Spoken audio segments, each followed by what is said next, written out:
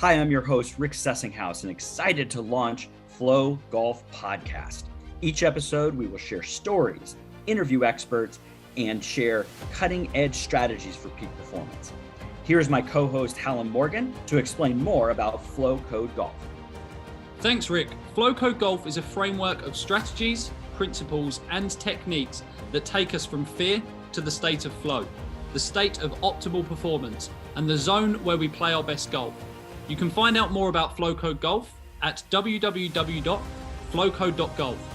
And I just want to finish up by saying this podcast is as much your podcast as it is ours. So please ask questions, provide feedback, and get engaged. I hope you enjoyed today's episode.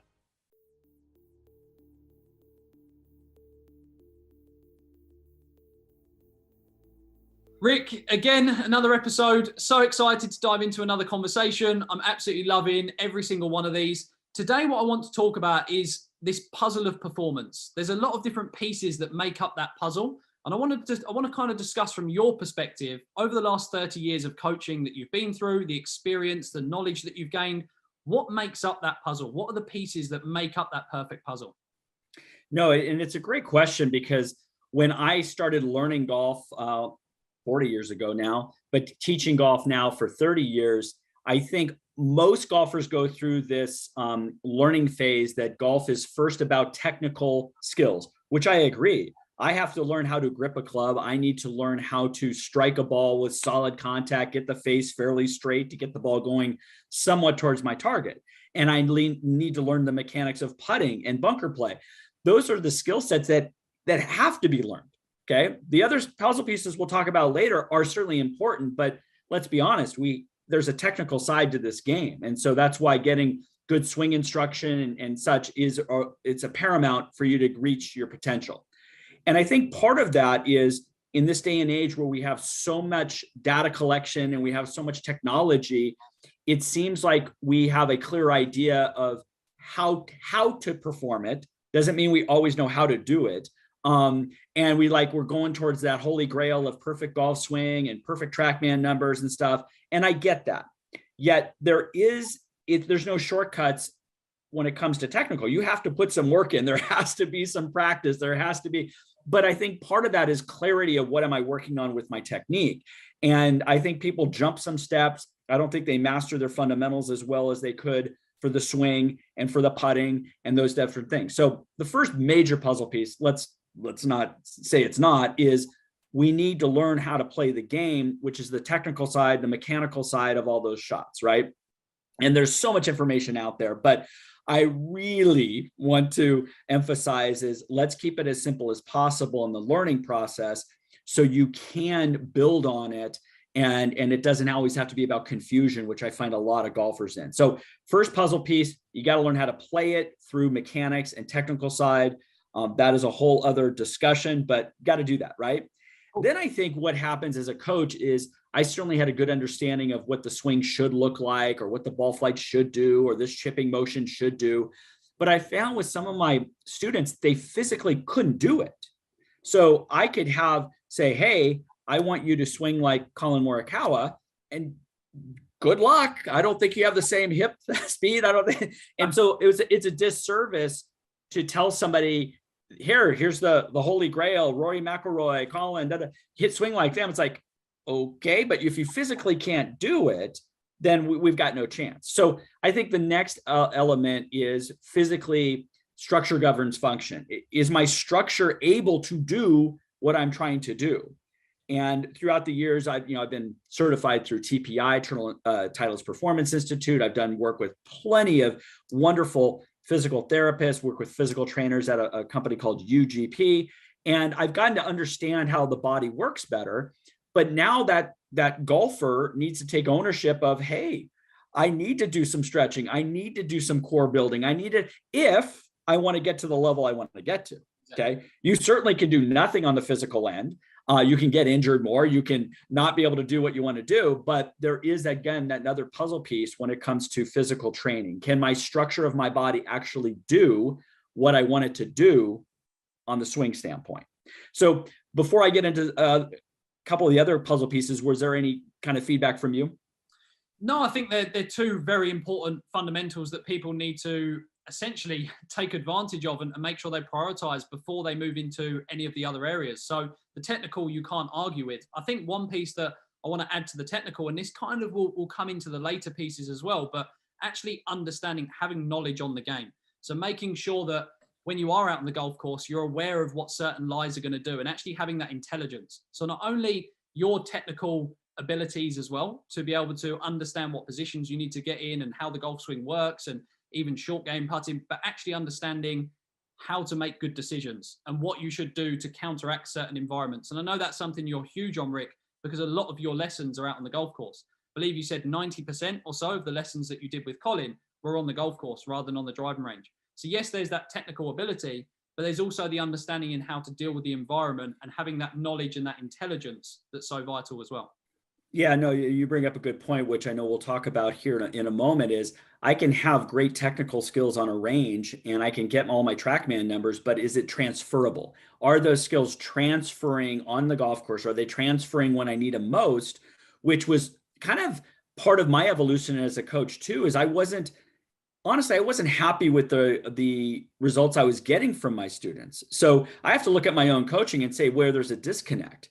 Now, before we get more into that answer, there's another puzzle piece which I am not an expert on. I'll believe, but you and I have talked about creating teams. Is club fitting, right? Is getting club fit properly and getting the appropriate equipment is a key puzzle piece.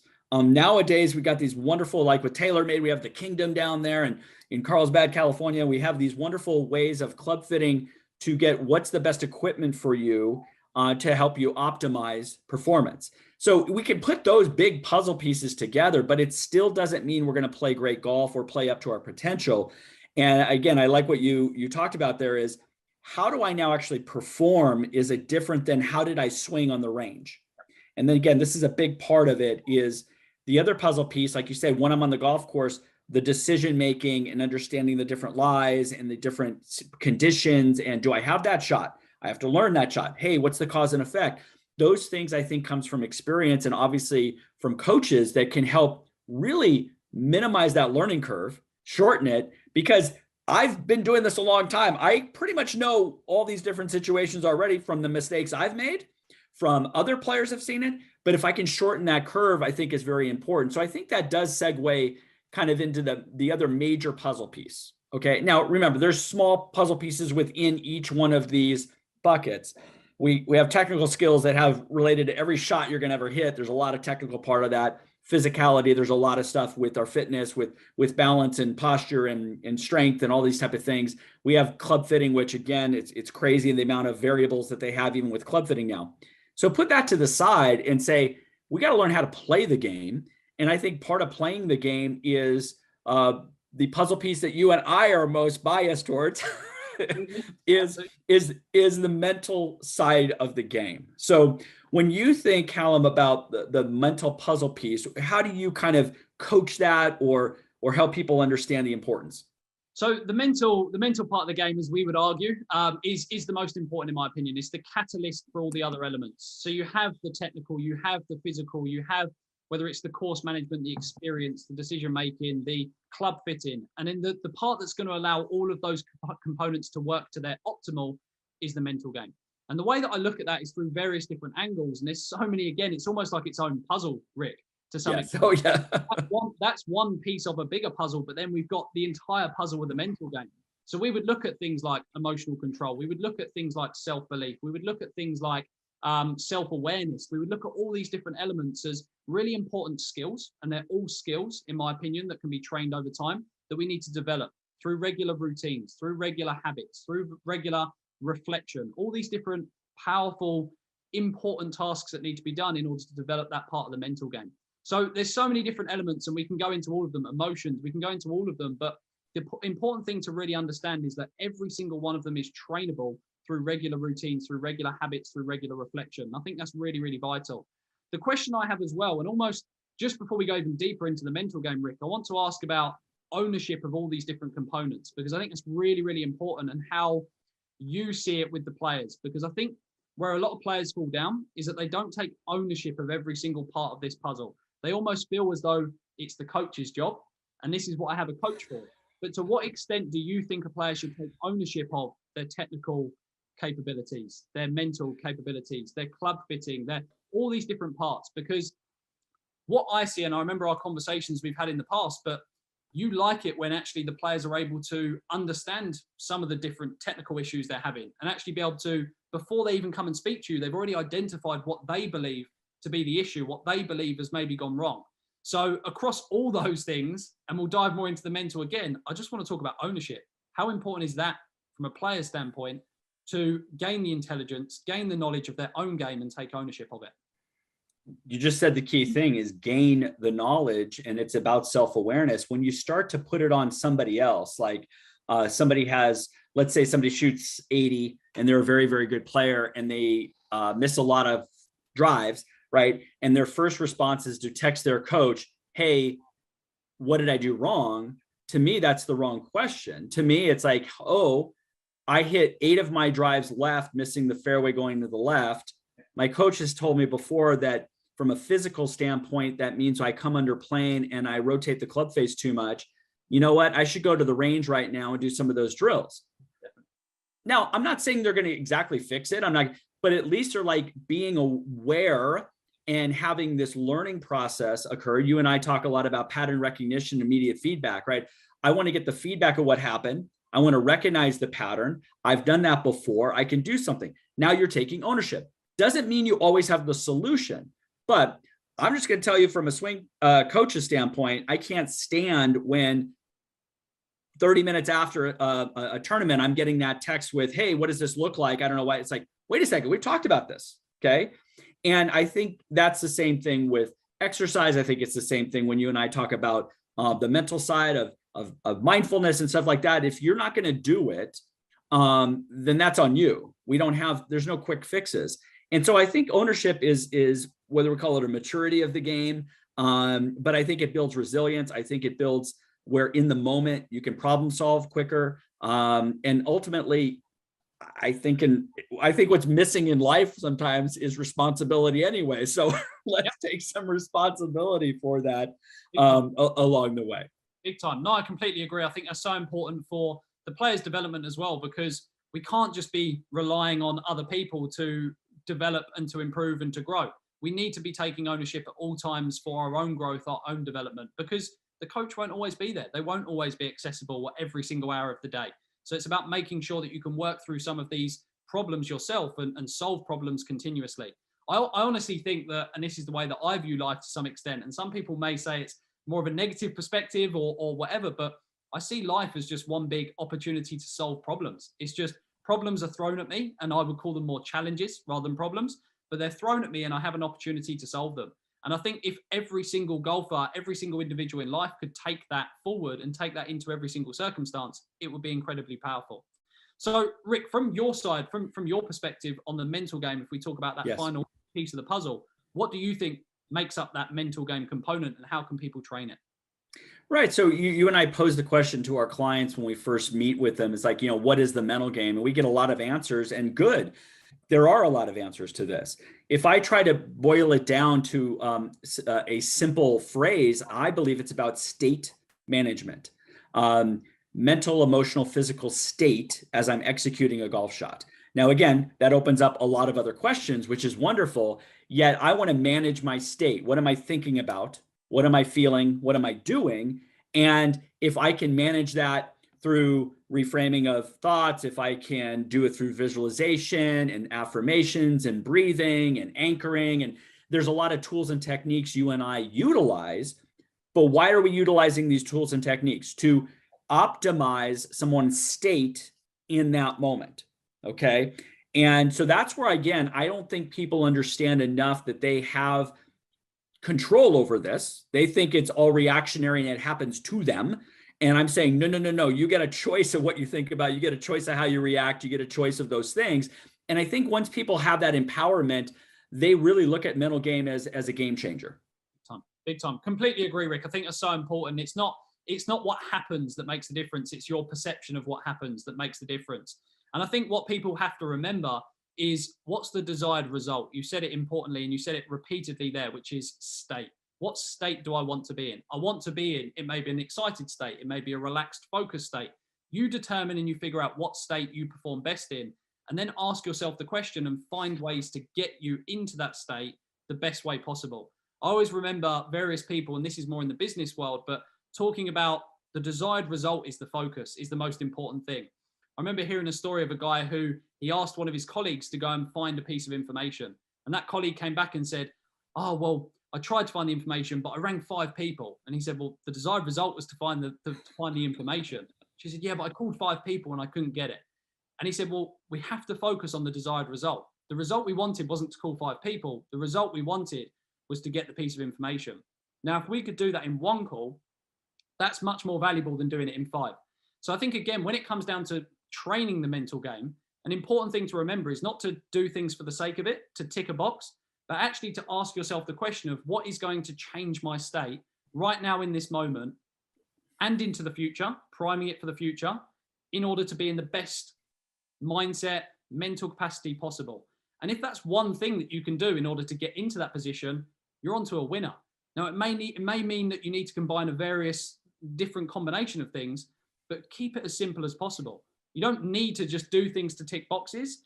You need to remember what the desired result is, and that is optimal state for performance.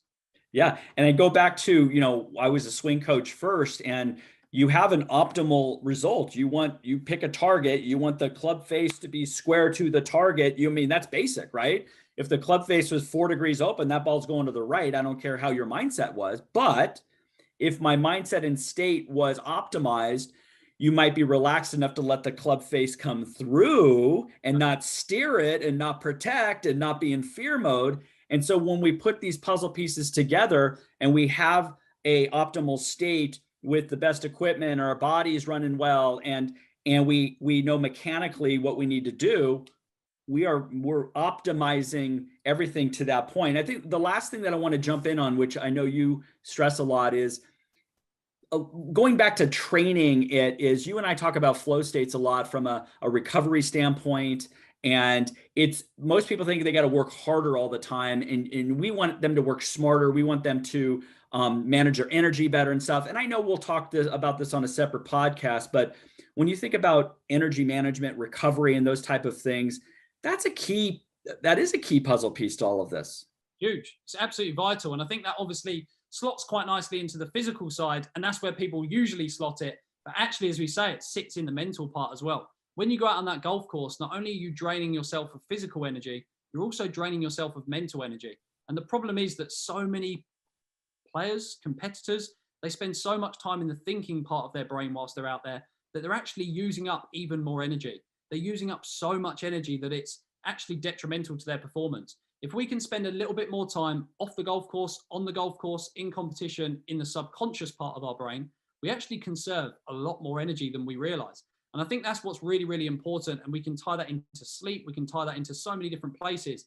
But ultimately, all these things have an impact on our emotional state, on the state in which we are in.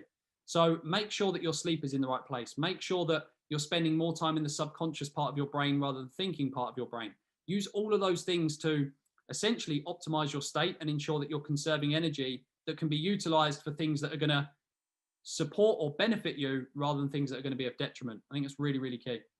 Exactly. And so I think, again, my bias is that the mental game, emotional, the state management is the glue that puts all these puzzle pieces together. So not only do they fit, but they're able to repeat themselves. Okay. A lot of people are into repeatability, and that's why they practice on the range over and over again, the same skill. And I go, that's great. What state were you in there? And was that the same state you took to the first tee? And most people say, well, no. Then I go, well, that's a different glue then, right? So we want that glue to now really put those puzzle pieces together. And so those listeners out there, I want you to look at all puzzle pieces, even though we want you to really look at the mental, emotional. Do look at your technical side. Do look at your physical fitness. Do look at equipment. All of those pieces will stack upon each other. And then we really have that glue and the other puzzle pieces of the mental, emotional, and the state we're in to give yourself, again, the best opportunity to optimize your performance. Absolutely. It's about the sum of the parts is bigger than the parts as individuals. So really, really key that you look at all those different elements and that you make sure that, as you say, Your mental part of you, your emotional part, your state is the glue that holds it all together. So really key that you get all of them lined up. Rick, All right. another great conversation. Really enjoyed that. Looking forward to the next one. And we'll catch you all soon. Sounds good.